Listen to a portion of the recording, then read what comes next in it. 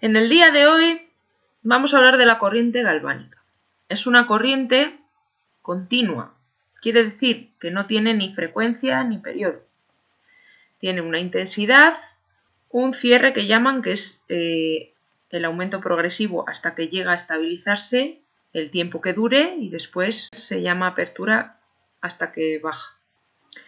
Va a tener un polo negativo y un polo positivo. La corriente va a ir del polo negativo hacia el polo positivo, es decir, de donde más electrones hacia donde menos. Y esta corriente, al introducirla en el organismo, va a provocar unos efectos que vamos a ver. Tenemos que considerar que el organismo es un conductor de segundo orden, como ya habíamos hablado, lo cual quiere decir que vamos a trabajar sobre disoluciones. Imaginemos una disolución como puede ser el líquido extracelular, la membrana celular y los líquidos de la célula. Entonces la ósmosis sería ese proceso en el que se intentan equilibrar las disoluciones, es decir, que a mayor concentración de soluto va a pasar mayor cantidad de agua del otro lado, va a atravesar la membrana para equilibrar, igualar la disolución fuera y dentro. La membrana celular o cualquier membrana tendrán una permeabilidad que va a depender pues, de varios factores, entre ellos la temperatura, la presión, el tipo de membrana que sea. Eso también habrá que tenerlo en cuenta. En cuanto a las disoluciones que tenemos en el cuerpo, pueden estar en un medio ácido que tiene un pH menor de 7, en un medio básico que el pH es mayor de 7 y un medio neutro donde el pH es aproximadamente 7. pH quiere decir potencial de hidrógeno. Entonces, en los medios ácidos, los ácidos lo que van a hacer es ceden sus hidrógenos, por eso hay menos. En el básico los toman, por eso hay más, es mayor. Y en el neutro suele ser por una reacción entre ácidos y bases, y en ese equilibrio se formarían las sales neutras y el agua. Entonces, en una disolución, ¿qué va a pasar cuando metemos corriente? ¿Vale? Imaginaros entonces esto, que sea una pila con agua y le estamos introduciendo corriente, ¿no? Va a pasar dos cosas. Una electrolisis que se va a producir en los polos, en los electrodos, produciendo unos efectos polares. Todo esto lo veremos luego. Y la electroforesis es también las reacciones que se van a producir por el movimiento de esos iones hacia los polos, ¿vale?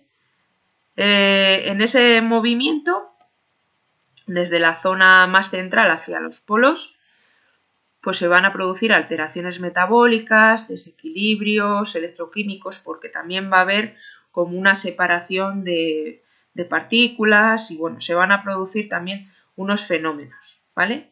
Que es la electroforesis y es los efectos interpolares. ¿En qué va a influir la corriente eléctrica, esta corriente galvánica, en la difusión? La difusión de las partículas o de los solutos en la membrana. O sea, que estos solutos traspasen la membrana hacia el otro lado, esa difusión. Pues que cuando es del mismo signo, se van a repeler, esto va a favorecer una difusión más rápida, porque los empuja hacia allá. Sin embargo, cuando las partículas o los iones son del signo opuesto, el polo los va a atraer hacia él y no hacia la membrana, con lo cual va a impedir la difusión. Bueno, pues para explicaros todo esto de los efectos en los electrodos, lo cual me parece de lo más importante en la corriente galvánica, voy a intentar hacerlo mediante unos ejemplos. Esto es una disolución de agua con sal normal de cocina, donde normalmente no debería de pasar nada, y al introducirle la corriente mediante una pila, se puede observar las burbujitas sobre todo a nivel del cátodo, a nivel del polo negativo. Puede ser, por ejemplo, una manzana que cortamos, la dejamos aquí al aire un rato y cuando volvemos nos damos cuenta de que está marrón, de que tiene partes más marrones. Eso es la oxidación. Se está oxidando en el contacto con el aire. Como algunos metales. Esa capa marrón Z fea que queda fatal, pues es parte de un proceso de oxidación. Y para que os deis cuenta, cuando algo se oxida, como que se depositan partículas. Esto está pasando de una forma espontánea, ¿vale? En contacto con el aire o con agua o con lo que sea. Pasa de forma espontánea. Cuando nosotros metemos corriente, lo estamos provocando de manera no espontánea, sino que es la corriente la que va a provocar estos procesos. Pero para que os quedéis con esta imagen de óxido, en el ánodo, que es donde se va a producir la oxidación y se va a provocar la quemadura ácida, ¿qué tipo de quemadura va a ser? Va a ser coagulada, seca, porque se van a depositar partículas al ser una oxidación y va a quedar coagulado, va a haber más vasoconstricción en el ánodo.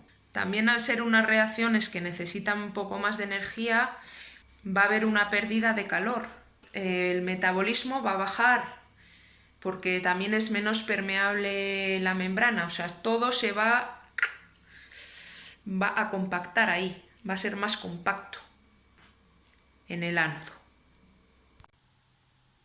Sin embargo, en el cátodo, si queréis acordaros de las burbujillas, digamos que las reacciones que se generan allí liberan más agua, entonces las quemaduras son más acuosas, hay más vasodilatación, se libera más calor y el proceso que hay en el cátodo ya no es la oxidación, es la reducción. El metabolismo aumenta también en el cátodo, hay más permeabilidad en la membrana y las quemaduras son alcalinas. Bueno, como las pilas, alcalinas en el cátodo. Mirad cómo después de un rato se ha creado por un lado el óxido y por el otro lado sigue echando las burbujitas. Si esto puede pasar en un vaso con agua, sal y un par de pilas pequeñas, pues que no puede pasar en el cuerpo, ¿verdad? Vale, después de estos ejemplos voy a intentar explicaros estos dibujos de aquí.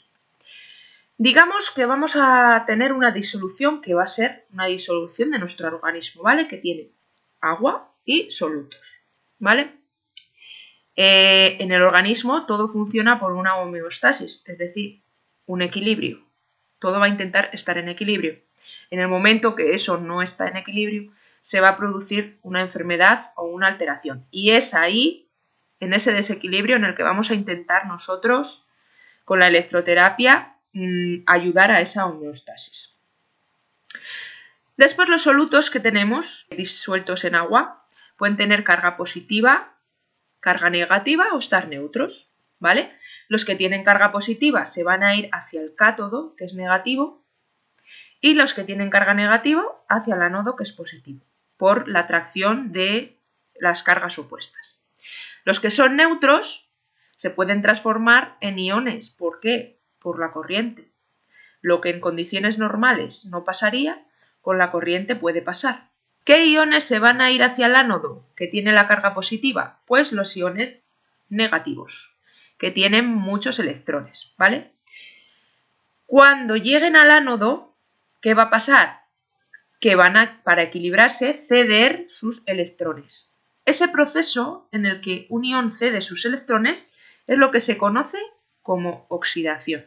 ¿Qué va a hacer el ánodo también? Pues va a repeler las cargas positivas, ¿vale?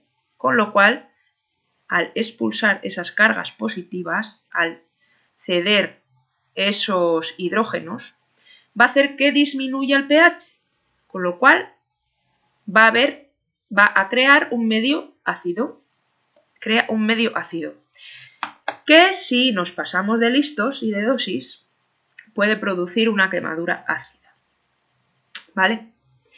¿Qué pasa en la oxidación? Que se van a depositar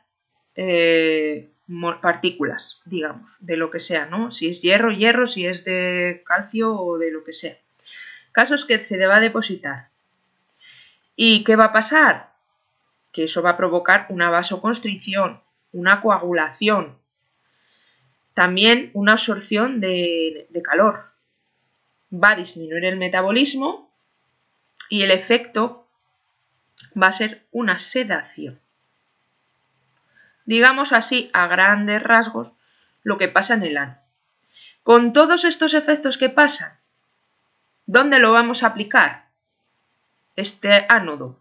Pues en los procesos inflamatorios, en las itis. ¿Por qué? Por esa vasoconstricción, esa coagulación, esa disminución del calor, etc. En el otro lado, hacia el cátodo, que es negativo, se van a ir los hidrógenos. El pH va a subir, con lo cual nos va a dar un medio alcalino, un medio básico, que si nos pasamos de listos puede provocar una quemadura alcalina. Entonces, los iones positivos van a ir hacia el cátodo y lo que van a hacer es coger de ahí electrones para neutralizarse, para buscar su equilibrio. Eso es un proceso de reducción, lo que se llama reducción. Yo me imagino que ese hecho de coger para allá ¡te da mucha energía! Yo me lo imagino así. Se libera más calor, tienes que aumentar el metabolismo y como también en ese proceso se va a liberar agua, pues va a aumentar la vasodilatación y la licuefacción. También va a haber una polarización más alta de la membrana. Entonces, lógicamente, el cátodo, por todo esto, se va a aplicar más en los procesos crónicos, en los procesos degenerativos, en las osis. Y al contrario del ánodo que provocaba sedación, en el cátodo se va a producir más excitación, más irritación.